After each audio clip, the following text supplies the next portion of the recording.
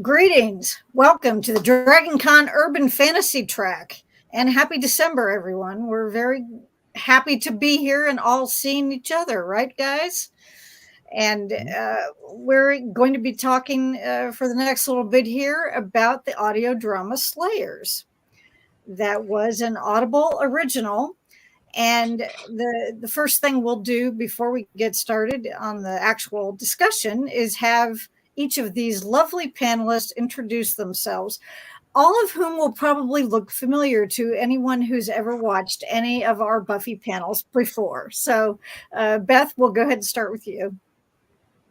Hey, y'all, I'm Beth Doldner. I write paranormal cozy mysteries and romantic urban fantasy.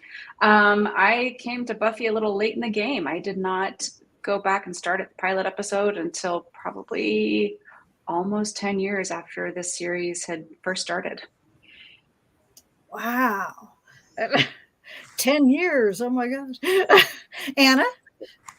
Hi, I'm Anna Puerta, and I'm on the Urban Fantasy Track at DragonCon as a staff member, and then I also have an MFA in film and television. And what was how I came to Buffy? Was that it? Oh well, you can address that if you like. Sure. Oh. Yeah. I thought there was a secondary question. Sorry. Oh yeah, no, you can, but that's, I mean, it's probably interesting if nobody's ever heard it before. So I like this. I started watching with my dad on Dad and Daughter Night when my mom had her rehearsals. We would watch Buffy and eat pizza when I was like 9 years old. So, and that makes me feel not at all old. But anyway, Marks. Yeah, Mark's Pyle. I'm a podcaster, filmmaker, and writer. I write urban fantasy and sci-fi stuff. And I've been watching Buffy since the very beginning. So I happened to catch it. I almost forgot that it was coming on. I caught a commercial saying it's coming right up, Buffy the Vampire Slayer. And I'm like, oh, I got to watch this. And so I just caught it in time because back then, kids, you just had to watch it when it came on. You couldn't just click Netflix and watch it whenever you wanted to. That's right. That's right. But yeah, I've been a diehard fan ever since then. Okay, Daviar. Hey gang, Daviar Snipes, theater, film, and voice actor, working up here in Canada right now. And good to be back here on the panel talking some more about Buffy. We just keep pulling from this show that's been off the air for 20 years now. It's amazing. I came to it the second season live, season 2, after a buddy of mine would talk about season 1 all the time and actually did a school project on season 1 of Buffy. He did it for speech class. And I was like, okay, well, let me check it out. And I was hooked ever since season 2. I didn't because I didn't watch season 1 because I wasn't a big fan of the original movie with Kristen Swanson. But the show is 10 times better than the movie for me. And it's been on this ride ever since 1998, 1997. So yeah, good to be here and talking some more about it. Well, and I think that there's probably a good chance that if not the favorite of people on this panel, is probably one of the favorites. And I often say that for me personally, it has, remained my favorite show. I mean, as much other television as I've watched over the years, this is the number one. So I did also, like Mark's, watch it from when it first began, and it just sounded intriguing to me. And I've went at DragonCon when the Urban Fantasy Track had already been around for a few years, when the Whedon Track, which my beloved Anna used to work for, when it was disbanded, because at the time they were moving away from having any single creator track. So they wanted to, combine things. And so the Whedon Track, those properties got, I got the 2 main ones, so yay. But I will say that when I was told, oh yes, well, you're going to be covering Buffy now, I think that's probably the most excited I've ever been. In all the years that I've been doing DragonCon, as much as I love it, that was like the frosting on the cake for me. Let's put it that way. But now we've got this very interesting and I guess you could say it kind of high-end fan fiction is what it really amounts to in many ways.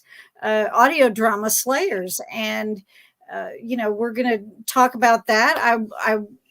I do have many questions for you, but we'll go ahead and get started by asking about which character did you most enjoy seeing, and I'm using that term lightly, seeing again, and which alternate version did you find most engaging? If it's not the same, character.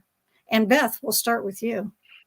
Well, the first part of that answer, anybody who's ever seen me on a Buffy panel knows that my answer is Spike. I was happy to see Spike again, and I liked how the show started with him kind of narrating to sort of help us get settled into that world. I thought that was a nice way to help set the scene for everybody. But as far as engaging characters, I really just loved this version of Cordelia. I thought it was nice to see a new version of the same character, especially one that had such a well-developed backstory with all the loss that she had gone through. I thought it was just a really well thought out change of character for her without losing sight of that original character that we all know and love from the TV show. Okay. Anna. Okay. I think I agree about Cordelia. I think I loved alternate Cordelia. I loved her story. I also really liked alternate Drusilla. I thought she was not the same as our Drusilla in like enough ways that she surprised me, but she also I don't know, she was just kind of fun. And but I think Cordelia was just great. And then Giles is my favorite of the old crew. For sure. He's been invoked, so even though he's not a demon summoned, he's been invoked. Okay. And I know all of you are probably surprised I didn't say Spike, but I have some thoughts on Spike in this. Anyways, we'll get to it. We'll get to it. But I think Giles is my favorite of the old crew. Okay. Marks. So my gut reaction is the same as Best, probably. It's Spike. It was nice hearing James Marsters' voice again, and that seeing Spike again. Yeah. And then also I thought they did a great job with Cordelia, like what Beth said. I thought it was great.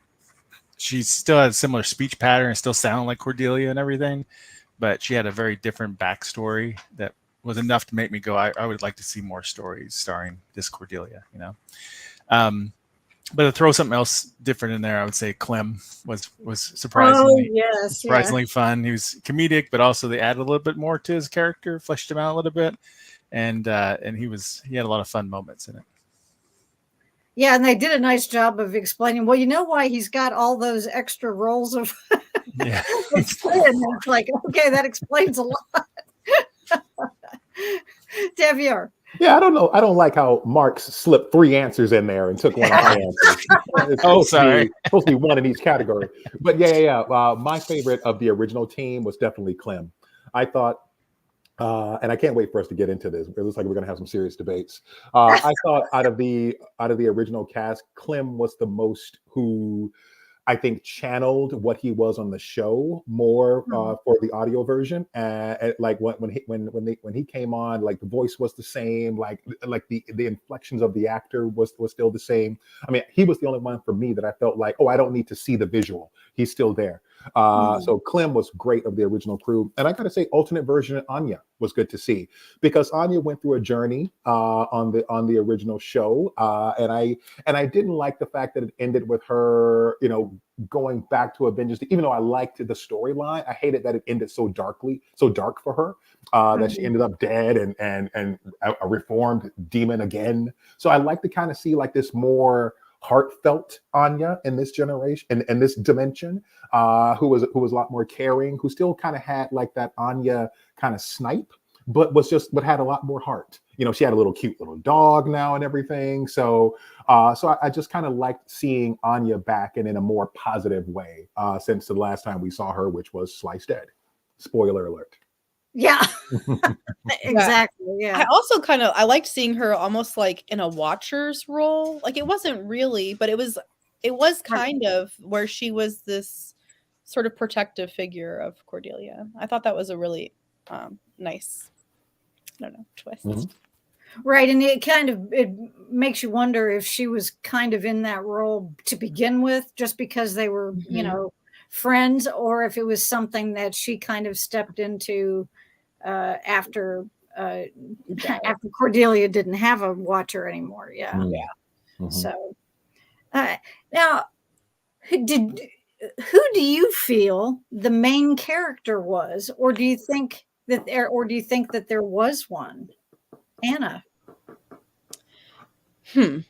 Okay. Well, I will say I felt like Spike and Indira were probably, just because Spike was narrating, it did seem like we were following him for most of it. But I also, it's a hard question. I mean, it shouldn't be that hard, but it is kind of hard, huh? Well, you figure, maybe it's hard because there wasn't one. I don't know.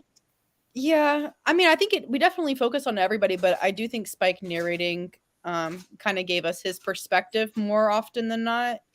And then Indira also had a pretty main role, I think. So that's my. Okay. Marks. Yeah, since you mentioned it is kind of tough, right? I love writing ensemble stuff, but it always gets me in trouble because it's so many characters. So you got to really, what I found, you really got to find what the arc is for one of the characters, so that when you look back and you're like, which character changed and stuff. And I think Indira is probably the one that changed the most, right? She became a Slayer just now. She learned a bunch of stuff. She's basically going to be sidekick to Cordelia. It's sort of like Xena and first episode of Xena and her, I can't remember her sidekick's name now, but or Hercules and his sidekick.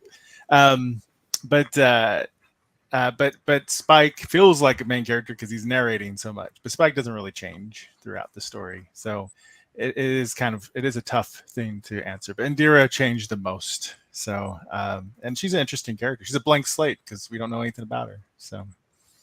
Okay. Yeah, a little bit more each episode comes out. Davior. Yeah, this is good. And maybe there's space for us to talk more about Indira, because for me it's if we're basing this on who had the greatest arc, for me it's got to be Cordelia as the main focus of this piece, because I think we're told that Cordelia is this, by Anya, that is she's this broken person now. Like she carries so much more weight because of all the death that has surrounded her.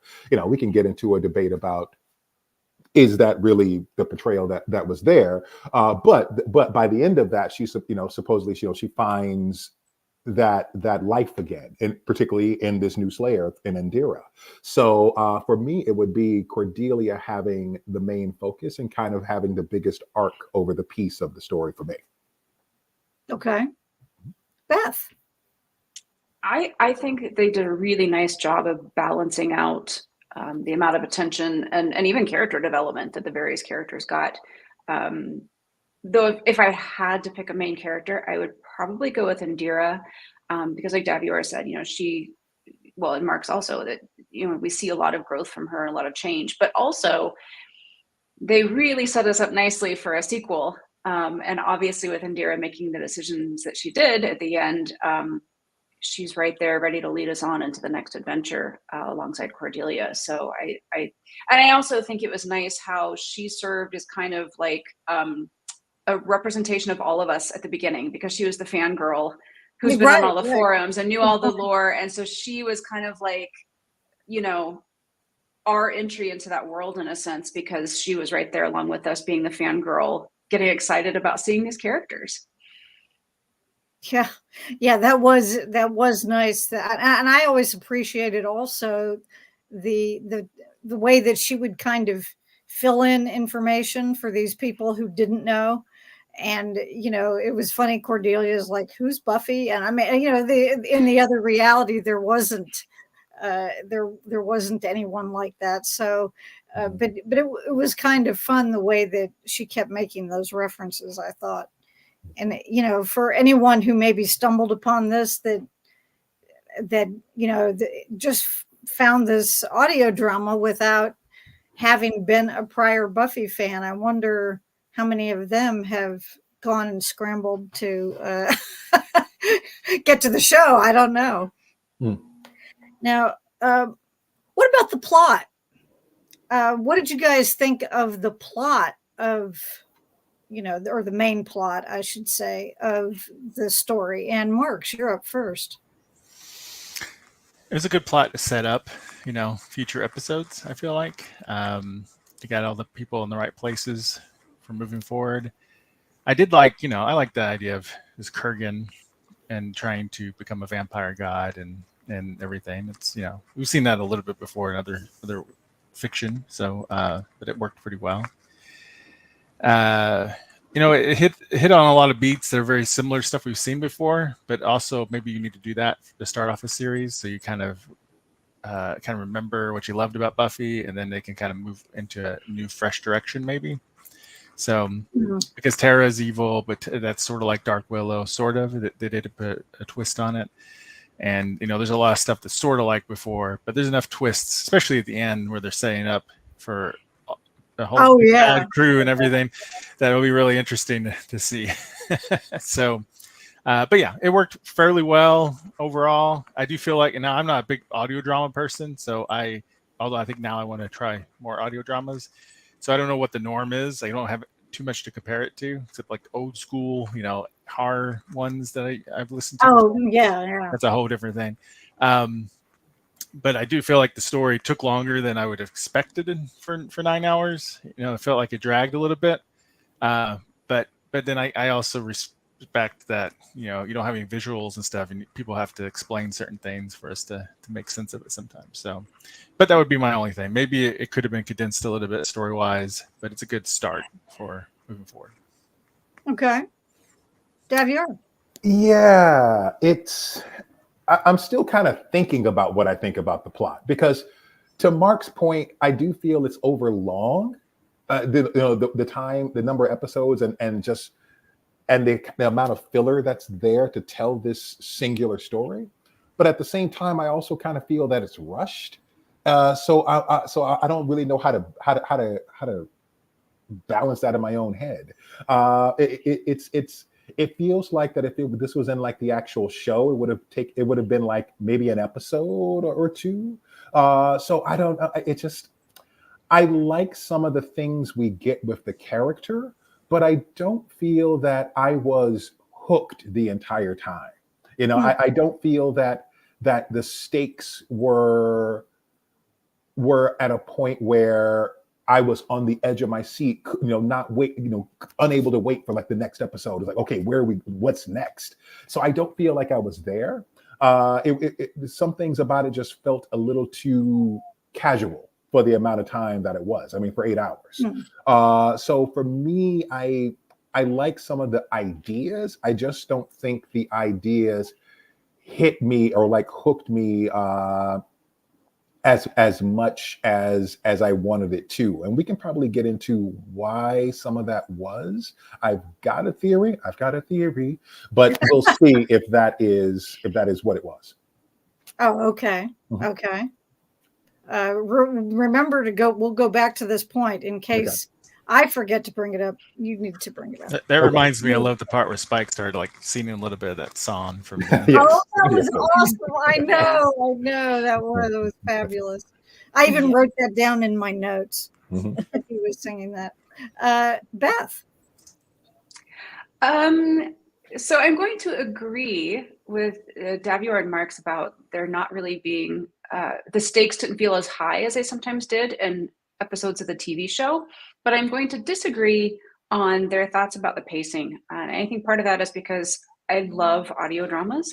And one of the reasons I love them is because of that slower pacing. I feel like in TV shows, sometimes the pace is so frenetic and so much of it is filled with action scenes and fighting that we don't get to just kind of settle in with characters and really hang out with them.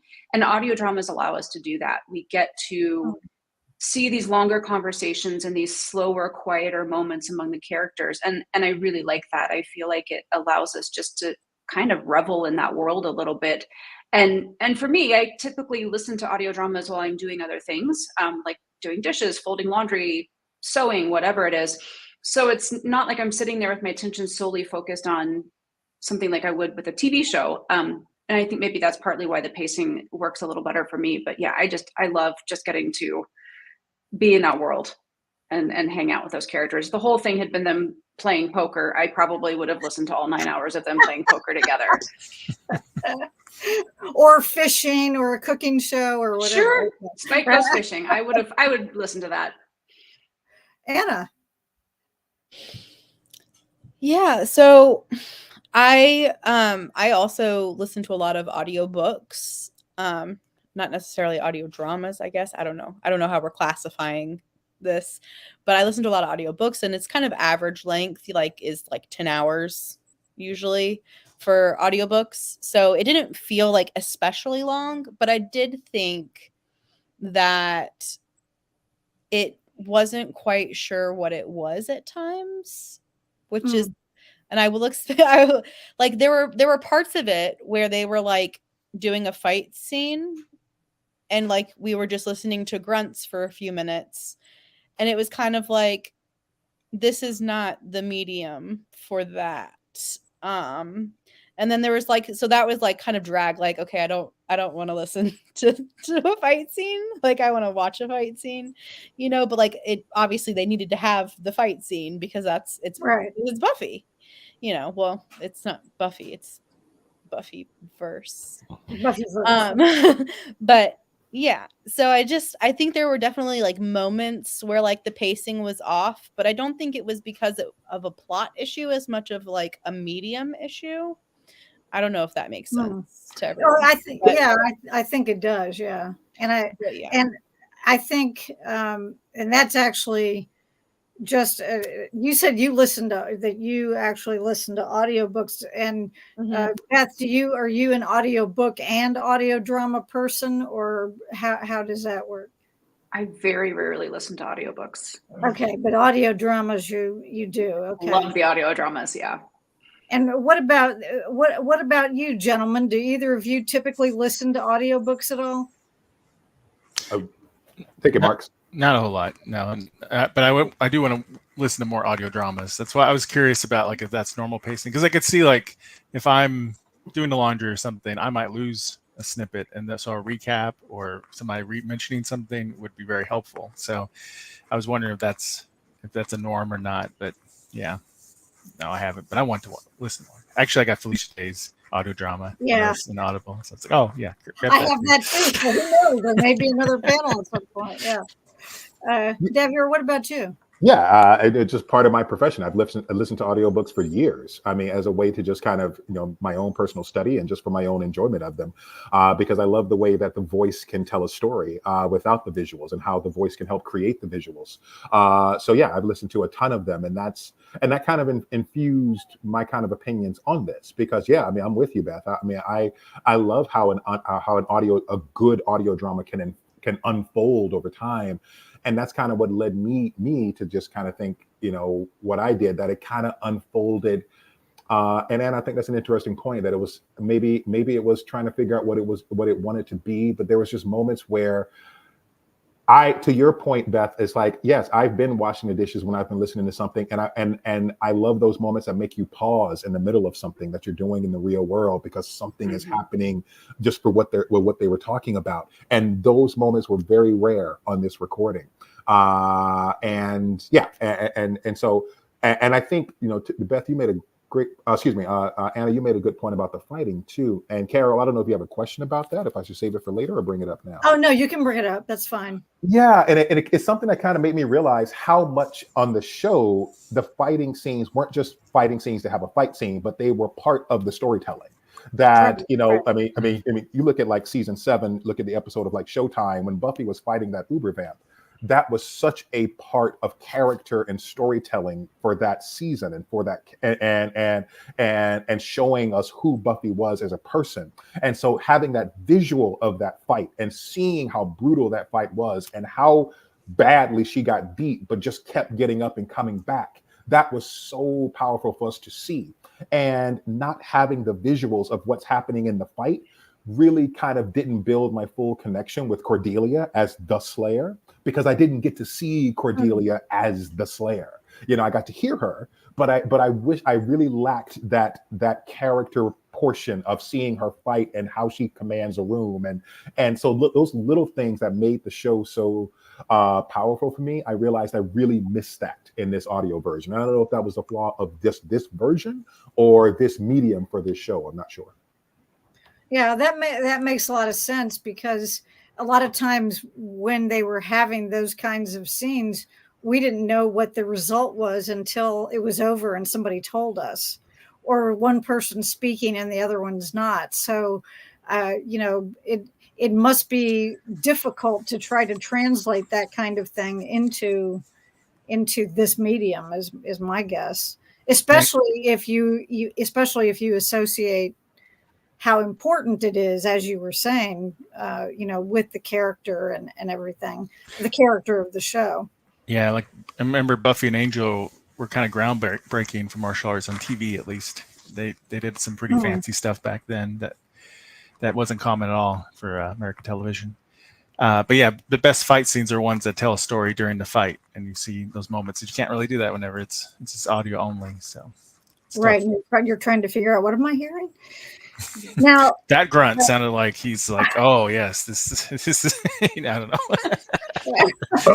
Deciphering the grunts. Oh man, that hurt. Yeah, and then then there was the smooching, but what? Yeah, if you take the other side, and it's like, okay.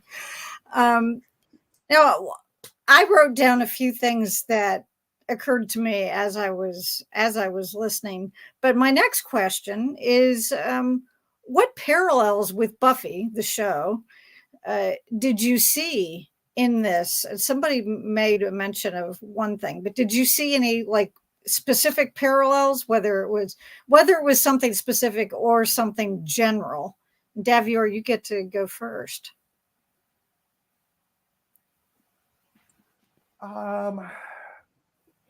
Yeah, I think I think the parallels of the relationships, of the personal relationships, were still there. And I think for me, particularly with Spike and Clem, I think one of my favorites is probably episode 8, where Cordelia and Indira have their moment while they're sparring with each other. I think those things are the parallels to the TV show that I think all of us as fans of the series always connect to, because those are often the most potent moments for the show. So the fact that the essence of those was still there, I was really happy to experience, and especially like in audio form. I think where we really got to just hear the actors use their voices to really help sell these moments, I think was really good to experience. Okay. Beth.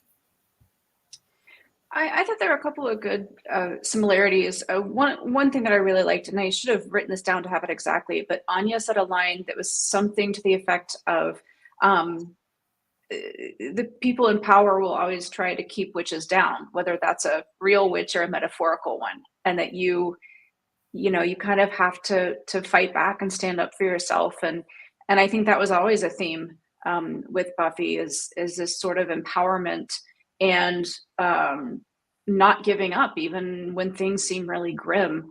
And I also liked that Indira made a reference to the Scooby Gang and was kind of chastising the others for not having each other's backs and not really working as a team.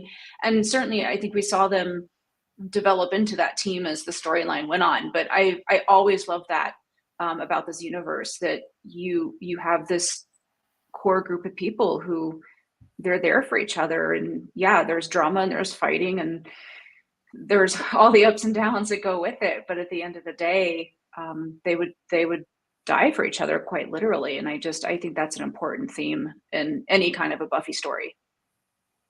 Okay. Anna. For me, I think the parallel would be what it means to be a slayer. So Cordelia is dealing with sort of this like burden and responsibility and sort of the weight of her, you know, having to take care of everyone and everyone that she's lost. I feel like all of that is sort of themes that we touched on in the original series. And then also Indira coming into being a slayer and coming into her power. I mean, I think all of that sort of was a good, really good parallel to the original. Okay. Marks. It's all parallel. It's parallel dimension now. Yeah, I know. No. Yeah, I don't know if there was as much, like, the themes didn't come out as strong as some Buffy episodes because there's so much going on, right? So everybody's splitting up threads. But Indira probably has this potentially stronger storyline because of, you know, she's a new Slayer and trying to learn to be a Slayer.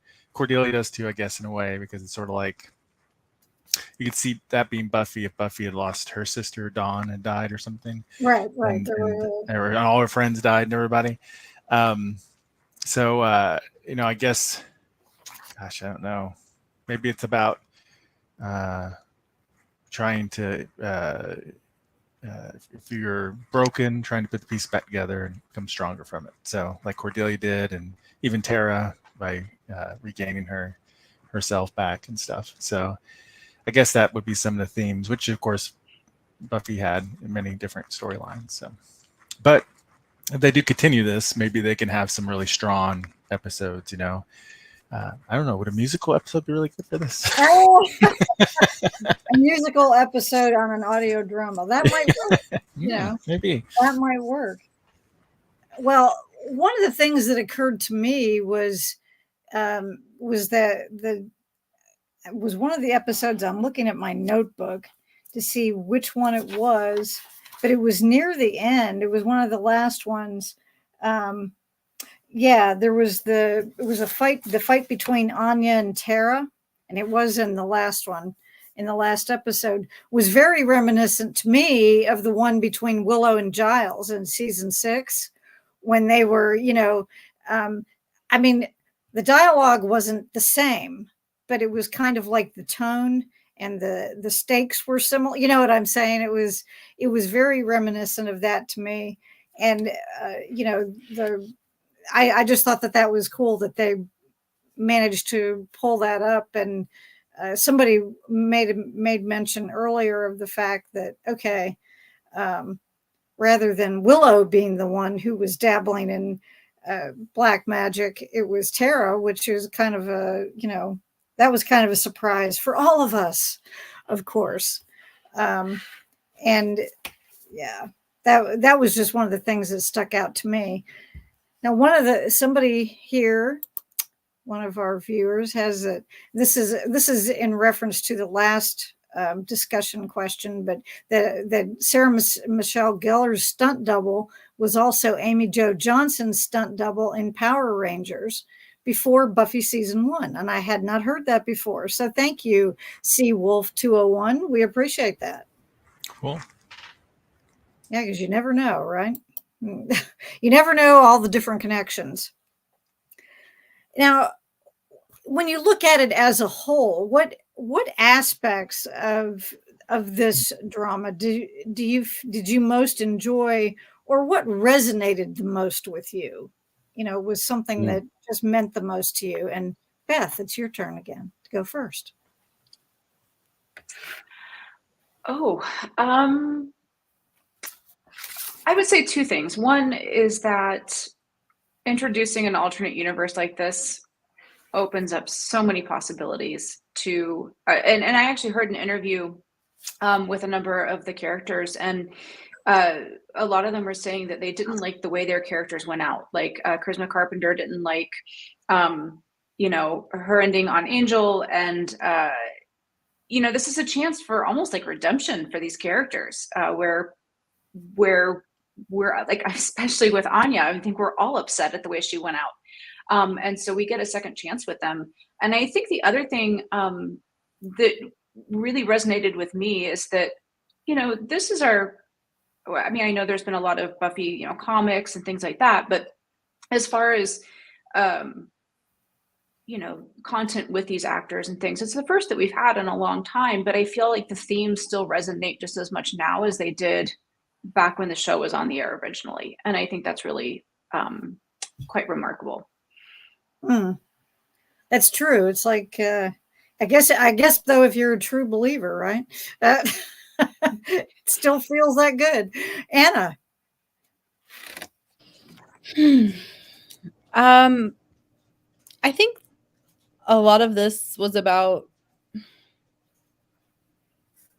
accepting help from the people around you, right? And I don't know. It's such a hard question. But I do think there's a lot of times when they're faced with a moment where they need to accept help from somebody else and they don't necessarily want to do that. So I think I don't know. I guess that's gonna be my answer, but I don't know. I wish I was going last. Okay, well, if something else occurs to you, then you can chime in as we go. Marks. It's just great to see the characters again. I mean, I've read the comics, or most of the comics that continued the story in a way, and I read some of the novels that also continue in their own continuity. But it's something more to, like, hear the voices of the actors playing the characters. It's like just one step closer to the show. And just hearing Spike, hearing Drusilla, hearing them repeat certain lines, or at least, or a new twist on some of the lines, was just really, really awesome in that way. But I do like how Beth said, I think it was great for Cordelia. Cordelia, it was a huge mess how Cordelia went out in the show. Right. Well, but yeah, that was technically on a different show, but yeah. Yeah, technically on a different show. She went out just fine on Buffy. Went on her own and stuff and graduated. But so I think it is really great for Cordelia and Anya also. It was kind of a shame. I do feel like this whole, I don't know if you're going to mention it, the Vengeance Demon kind of rewrite of the lore and stuff was kind of weird. I don't know how I feel about it yet. That's a good point, yeah. But it was interesting, and I don't know if it was really necessary, though. But anyway, yeah, it was just nice seeing some of these characters, but also hearing their voices. And I think I learned a lot more about Clem too, and that was really surprising. That was one of the characters I wasn't expecting to like so much, and to get some character growth in. He was delightful. Yeah, he really was. Yeah, and the reason always delightful. And Clem Spike playing off each other. It's great. Yeah, I feel like I liked Spike and Drusilla's scenes together more. I feel like, I don't know, Spike was just different to me at the beginning of this the narrative, and then I felt like when he was with Drusilla and he was sort of tapping into that and playing off of her, he felt more like Spike to me. And then it's like he kind of found the groove, but at the beginning it was kind of like, I don't know, he didn't feel like Spike. Well, I just got us way off topic. Sorry. Yeah, no, that's that. I mean, but saying you enjoyed watching their relationship is, is not off topic at all. But there is, it was in the last episode, and I wrote this down because I thought it was really rather poignant, and it's to your point. When Indira says to Spike, she said, I forget what exactly they were discussing specifics of at the time, but this was nearer the end. Mm-hmm. And she said, you sound as though you almost miss her. And he said, I always miss her, but not enough to forget what she is or what I never want to be again. Mm-hmm. And so I thought that was very interesting because despite what she was, or in either version of her, he loved her at one point in time, and that it just goes to show you can't you can't always choose who you love, right? Yeah. And I guess in their case that was especially true. Oh, I did like how when you first start off, Spike is making him sound like he's evil again and stuff. I was like, no, they won't do that, will they? No. And I thought that was kind of a clever way to start it off, so it wasn't quite so straightforward. Right. They're playing with us a little bit. Mhm. Daviar. Yeah, I'm going to zag a little bit. I think the question Okay. is what resonated with me the most, and I think it was how central for me Buffy slash Sarah Michelle Gellar is to the show.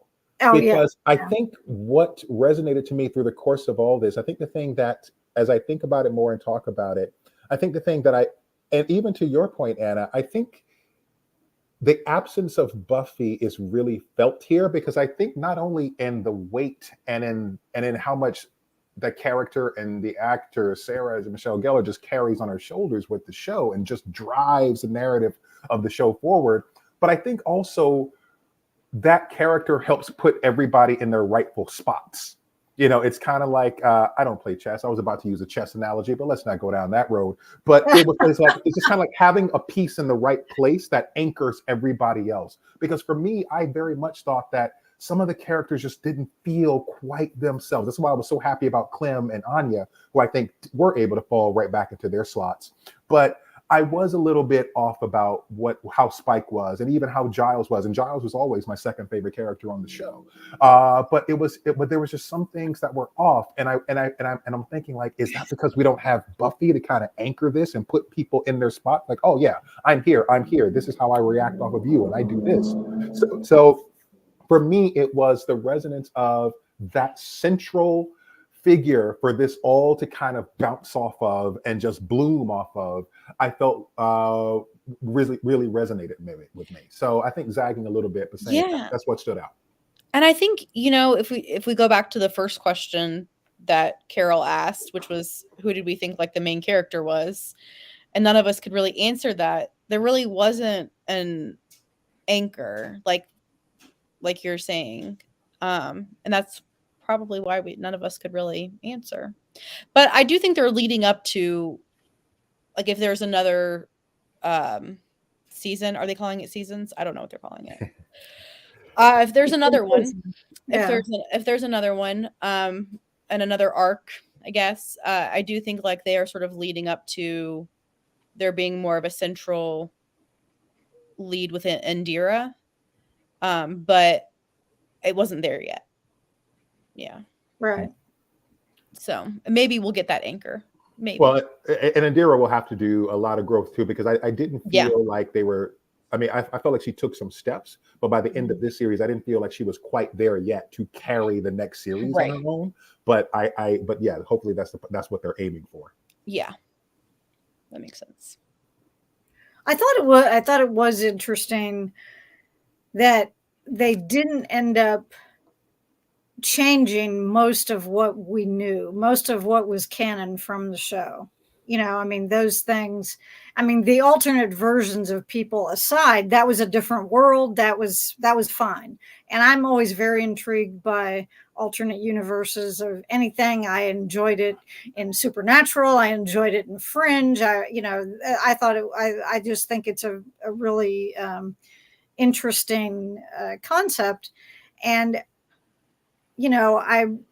but what I did appreciate was that there were so many references made, and of course we had two of the former, of the original characters, Spike and Giles, who were, transplants into the alternate reality from the version of reality that we know, and the fact that when Indira would tell people things, well, this is what happened and stuff like that, it was all stuff that we knew.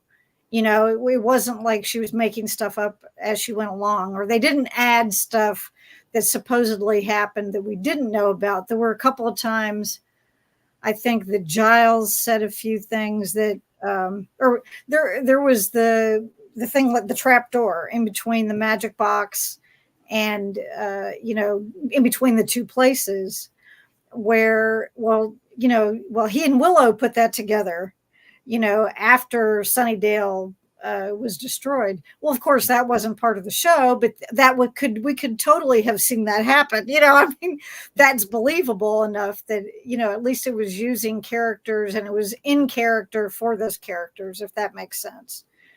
But that was one thing I enjoyed about it. Yeah. Now, when a couple of you have made reference to this sort of thing, but was there anything that you felt that this drama kind of resolved that Buffy did not? And I believe we are back to Anna going first. Huh. I don't know. It was just so different. I don't know that it was like if it's comparable like that. Like it wouldn't. I mean, I liked this storyline for Cordelia, but I don't know that it wasn't like her storyline was unresolved. It was just, what happens, and not very popular. Yeah. Okay. Yeah, but even that was on a different show. It was still yeah, part but of it was resolved. It just, Right. it was just not resolved in this way. So I mean, I think there's I don't know. I don't know that there's anything that I felt. Marks. Yeah, I'm not sure either. It's tough because I guess with Anya in a way, like you find out the Vengeance Demon part of her survived, so I guess that's something. Maybe she could be. But do we like that? I don't know if I like that. Yeah. Just like with Cordelia in the original, it got resolved, but I didn't like it. No, I don't know. I don't know. They don't really. I mean, they're not trying to resolve anything for Buffy, right? I think they selectively tried not to give us clues about what happened after Buffy, so we weren't comparing stuff, to the comic book or something else. They tried to leave that open a little bit. So it was more about not really resolving, but starting in a new direction and bringing back some our favorite characters in a new way.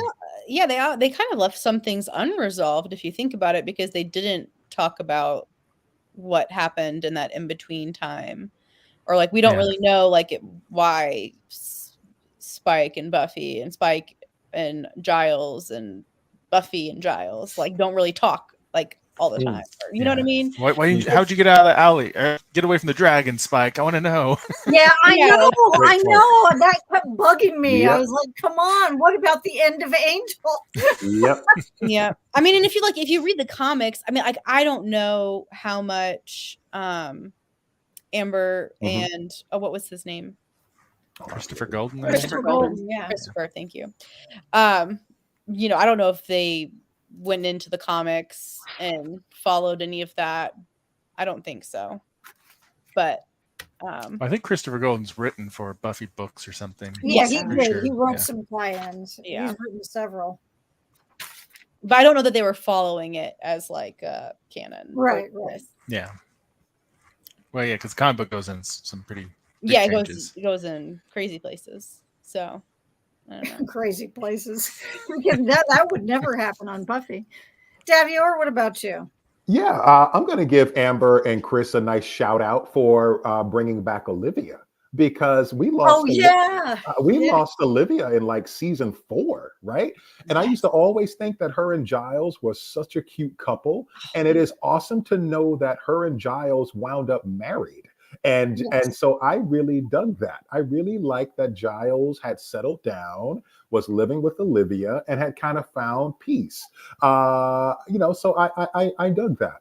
I thought that was a nice kind of deep pull by Amber on that one. And I think I didn't like this per se, but us going back to Sunnydale. And because from my recollection, I thought Sunnydale was just completely wiped out, only to learn that, well, a portion of it was wiped out, but the magic box is still there. And I'm like, really? We all thought it was a hole in the ground. So the fact that Sunnydale was kind of back, I didn't like, or that Sunnydale wasn't just completely evaporated, because I thought there was such a satisfying end to the Hellmouth. So I will say those two things was interesting resolution. I love Giles and Olivia, but I had questions about Sunnydale still being there. Okay. Yeah, I just imagine this one little column Yeah. rock. Right, Just right. Those are some strong words they put up, right? There are some really strong I words. may be getting something confused from one of the comics, and was there like any time on Angel where like someone had to go back into the crater and pull something out? Not on Angel that I remember. I don't recall that. Okay, it was It in the might have been in the comics. comics. Yeah. It was in the comics. Or they like went down into the crater though. And pulled out the magic box? It was basically rubble though. It wasn't yeah, it was like rubble. Yeah. It was a crater with rubble. Okay. Yeah. Okay, Beth. What about you? Oh, I'm with Davior. I was just delighted that Giles was running a bookshop and married to Olivia, and I just thought that was the perfect happy ending for him. And I, back to what I said earlier about seeing some of these characters get treated a little more respectfully in terms of what happens to them. I've always had a soft spot for Tara, and I understand that her death on the show was necessary in terms of storytelling, because obviously it set off our chain of events to really, really, really dark Willow. But I've always hated that she went out like that, and I felt like there was still a lot more that we could have learned about that character and a lot more development we could have seen from her. And so to see Tara back and getting to kind of have this dual storyline where we had her good little Jiminy Cricket side and then the dark Tara, I thought it was just nice to be with that character again. To get to see more Tara. I have to grab somebody else that was invoked. Now I keep her by herself just so she doesn't influence the other princess. But yeah, there's my Dark Willow. So, yes, indeed. Now she's going to be too close to Giles. I'm going to have to make sure they don't actually. Don't let her team up with Crowley. That'd be really bad. No, that would be dangerous. Well, on my shelf, I've got Crowley in between Dean and then Lurch from the Addams Family. But they're next to each other. Hopefully, they can't do a whole lot more damage to each other than they've already done. Now, somebody mentioned earlier that, or it's been mentioned a few times that. Yes, they've obviously teased some more coming up. That they've left the door open for another spate of episodes, another I don't know if you want to call it a season. I suppose you could. And if we did get one, what do you think the next story would be about, or what do you hope that you would see that it might be about? And Marks, it's up to you to go first. Wow. Good luck, Marks. Yeah. So I would suggest for the next episode, let's say they get multiple episodes, I would suggest leaving Drew and what they set up with that for maybe just skip one episode from that and keep Spike out a little bit, because I think Spike steals the show a bit, and really focus in on a Cordelia and her crew, and they go on something completely different that we haven't seen before. And I think that'd be a great character growth moment for Cordelia and Indira, the mentor and the student, and then we can get a really strong foundation of those characters, and then we can come back the next episode with Spike and Drew with Drew's gain and stuff. And I think that would be really cool. And all those problematic people that we discovered, or she has in her basement. Oh yes. It's probably gonna get Warren too somewhere. Oh God, no! Let's not do that. Davior. Okay, so this season ends with Willow being pulled out of the dungeon, so we know Willow is there, and then Vampire Giles being pulled out of the dungeon as well. So we've got Vampire Giles and we've got Willow and Drusilla. So my thing is, Cordelia tries to take on the three of them in the second season, gets her butt kicked. Indira shows up, Indira gets her butt kicked, and they're like, what are we gonna do? We've got to go get some help. And then there is the one Slayer out there, and they're like, who? Buffy. Because the only person who can take on Giles and Willow and Drusilla has got to be Buffy. And this Cordelia doesn't know Buffy, and Indira only knows her through legend. We've got to go get Buffy to have her come in and help. And to see Buffy and Slayer Cordelia and Indira fighting against Drusilla, Willow, and Vampire Giles, I think would be kind of awesome. So let's do that for the season follow-up. Help get Sarah Michelle Gellar however you can. Share what you can. Is Wolfpack even still on? I don't know, but get Sarah and let's do that. And Sarah, just come back for like the last 2 episodes. Have Buffy show up, and like that second to last episode, and the last 2 episodes is Buffy. There, let's do that. I kind of like that plan. Actually, that sounds pretty good to me. Beth. I can't come up with anything better than that. However, if we're going to do that, I want there to at least be a scene where retired bookstore owner Giles is trying to reason with vampire Giles, and like Ooh. maybe, you know, one's got a cup of tea, the other one has like a cup of blood, and you know, he's trying like come on, do you have to drink blood? Do you have to attack the living? I want to see him trying to reason with his demonic other half. That would be good. Now, I don't know if you guys can see it very well, but this is you see that's a coaster that I've had for probably 20 years or so that I got off of eBay. And so, yeah, when you said the cup of blood, yeah, not quite exactly the same, but it's close. Anna. I mean, how do you follow that? That's perfect. I love it. Let's do what Davior said. Amber, Sarah. Just call him up. He can help, right? Yeah, I mean, that sounds great. It would be really interesting to see what role Spike plays in that dynamic, because oh my gosh, he's gonna get in there and muck it up. It would be funny. But yeah, it's so unfortunate that it's not a visual, because I want to see Vampire Giles cleaning. Oh, I know. Like just cleaning his glasses and putting them back on, and then like biting into somebody. I'm with you. That's a rich idea. Is Vampire Giles? That is really cool. It is. We need to get some fan fiction going so we can have all of these dream scenes. Like he's the actual Ripper. He's ripping into people. Yeah, that's for sure. Can you imagine the scenes between him and Buffy? Oh my gosh, like her true father figure, a vampire, and having it. Oh my gosh, that'd be heartbreaking. Wow, it would be.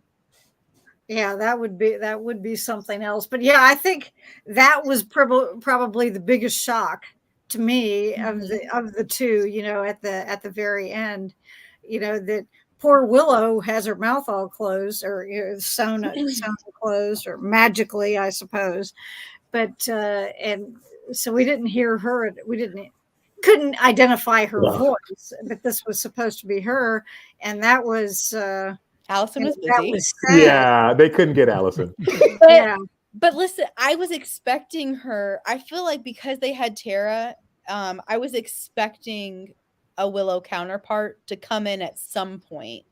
I was not expecting Vampire Giles. Yeah, no, that was completely out there. Yeah, no, I agree. That was for us all. But one of the things I got a kick out of was it was in one of the first episodes, first or second, I believe. And I wrote it down, but in any case, it took me a minute to find it.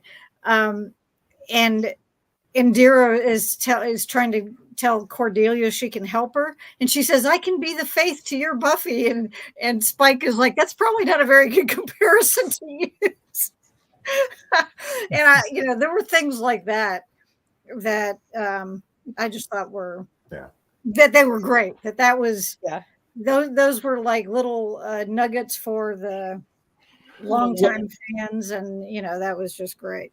Yeah, and just to piggyback on that, Carol, because I think what's so smart about that, if for someone like Indira, she would not have known how the intricacies of that relationship. She just Right, would have known the right. broad view of, oh, they were Right. two slayers and they fought together, Mhm. but she wouldn't have known that they literally at one point hated each other and fought each other to the death. Right, yeah, and it happened, didn't always end well. So Yeah. yeah, Mhm. I um, also loved that she was like deep in Reddit. Like I thought that was so oh yeah, funny that it was like that all of this information came from Reddit, like the Slayer Reddit. yeah, I know. I thought that was Love it. hilarious. Yeah, Yeah. and I did like the fact that she made the comment about, or when she told Cordelia that or she asked her, "What's it like being, the only Slayer here?"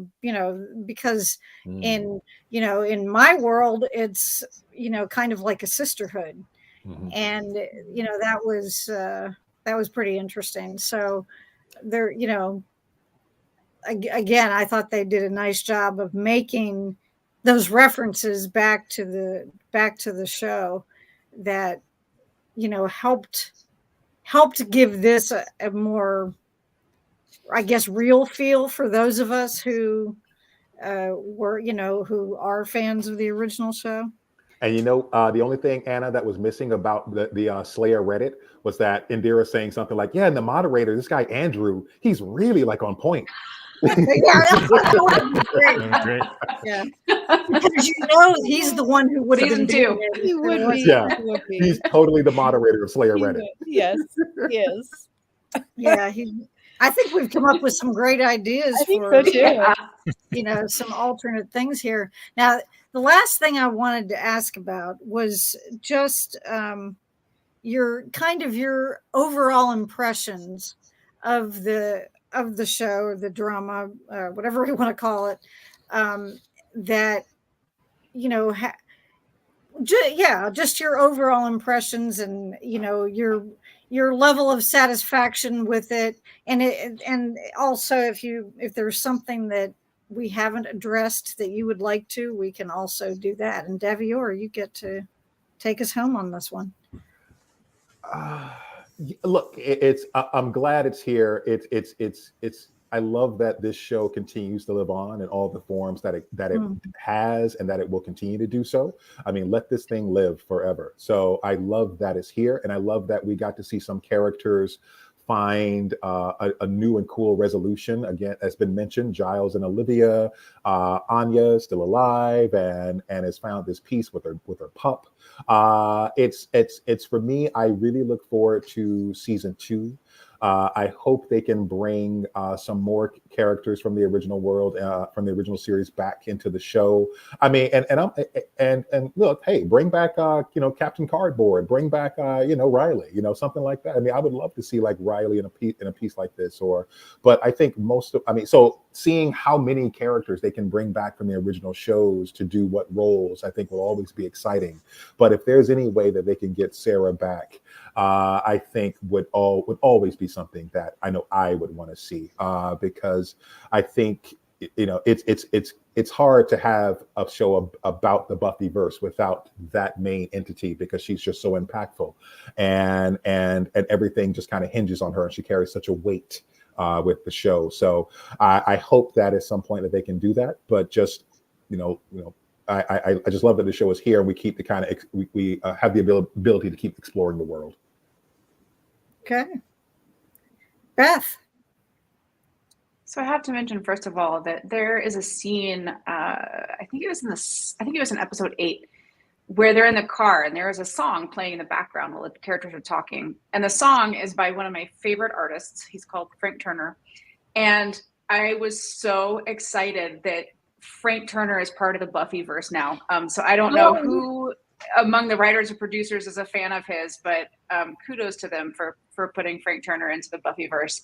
At the end of the day, it just feels good to be in that world again, and it feels good to be with those characters again. So yeah, I very much hope that there is a next season, and I hope that they can maybe introduce some more new characters. I thought Indira was a really nice new character, and I would like to see some other new blood brought into the world. I love our original characters, of course I do, but it's also nice to see kind of this younger generation of characters being set up to take on the mantle of slaying and keeping the big bad down. Okay. Anna. So my audio went out for a few minutes. You guys can hear me though. Yeah. Okay, good. But I didn't hear the question. Sorry. Well, it was just about what were your overall impressions of the, of the series and, Okay. That. I mean, yeah, new Buffy is new Buffy and I love it. I don't think that, well, they could put something out that I would not like, I guess. But they'd have to really screw it up for you to not like it. They'd have to really screw it up. They'd have to really screw it up. I'm glad that they made it. I'm glad that all of these people came together again and wanted to do this. Thankful for it. And I enjoyed it. I mean, obviously it has its flaws just like anything else, but I thought it was a solid story and I really liked it. Okay. And Marks. Yeah, I enjoyed it. Hope they do more. I think stuff like this is not only important for fans to keep the show alive for us, but also to keep the show alive, like to keep the franchise alive, and it improves the chances that eventually we'll get live action Buffy versus something at some point. If there's still money to be made, people keeping it alive, right? And I think what's nice about the audio versus the comic books or the books is that we do get those actors' performances, we get their voices. It feels really good. I think the only thing that could be the next level besides live action would be maybe animated series, with the actors' voices. So I'm just putting it out there, animated series. Oh, there you go. Okay. There you go. But yeah, I enjoyed it. I thought it was clever, some clever ideas, and I would not have thought of bringing back Cordelia as a Slayer, but it worked well, and it's got a lot of interesting possibilities. Yeah, and I liked that, especially in the case of Cordelia, that there were times when she sounded like the Cordelia we know. I mean, some of the things that she would say, and I mean, not just her voice itself, of course, but I mean, just some of the lines that they gave her to say were very much reminiscent of, of ours. And Spike even made a comment about that when he first met this alternate version, that it's good to see that I forget what he called her, but in every universe, but it was, it was something that, that you're just so charming, or so. I forget how he put it, but in any case, that was fun. Any topic that anything at all that anybody would like to say or discuss that we didn't cover already? I want to know what breed of dog Jasper is. It's very important for my visuals. Oh, okay. Want to know what Jasper was? It's little. That's all I can think of. How did you guys picture him? Jack Russell. Okay. Yeah, kind of. Yeah, something like that. Really? I thought he was like Schnauzer. Like a Maltese, or what are those? The little fluffy ones? I pictured him being little and fluffy. He's got to be the one that's got like a little mustache or something like that running around. Yeah. Well, that when he started talking, that was hilarious. That was a fun touch. Oh, we didn't mention about Jonathan. Yeah, we got to shout out Danny Strong. Danny Strong showed up, and that was cool because I thought, much like Clem, he very much felt like vintage Jonathan when he was there. And just like the tone and just like the inflections, it was so good to see him there. He even got a resolution. He was freed from the cemetery, so good for him. Even Jonathan's spirit is now free. So I like that even Jonathan now gets a resolution, which again, a nice little deep cut by the writing team, that Jonathan gets to hopefully to have peace now in the afterlife. So yeah. Mm-hmm. Yeah, and he had a couple of pretty good lines out there too. Yeah, he did. Yeah. Well, I think we may, if no one else has anything that that maybe we didn't cover, I think it's been a good discussion. I hope that everybody on the panel, everybody watching this with us or watching it later, will feel as though we covered just about, as much of it as we could. I personally really enjoyed it, and our friend C Wolf 201, thank you. We've enjoyed having you with us. We appreciate it, and it's been lots of fun. Uh, I will always try to stick in any Buffy content that I can, of course. I mean, of course, at con, there will always continue to be uh, Buffy content, um, and hopefully the Buffy Horror Picture Show will now be an annual thing, right, Anna? So we'll see. Everybody's nodding their heads that they hope so. But in any case, I want to thank all of you. You've been wonderful. I'd like to thank everybody again who has been watching this with us or we'll watch it later. Some things to look forward to is that next Wednesday on the 13th, we will begin our Lost Girl rewatch discussion, and we'll be talking about season 1. So if you're a Lost Girl fan, please tune in, and we will hopefully have a bunch of fun. And I know Marks will be there for that. And if you're not a fan, then you have time to watch season 1 right now. That's right. You got time. Yeah, you got time. So, because season 1's only 13 episodes, so you can really it's jam free them on all CW. You just gotta watch commercials, right? CW. Yeah. And we will also have other some more author interviews coming up later, starting in the winter. It's most likely simply because it's already December 4th. Oh my gosh, how did that happen? Thank you so much, everyone. And you guys are great. All of you are regulars on here, and I can always count on you, and I always appreciate that. So thank you so much. And good night to all of our viewers. Thanks, everyone. Good night.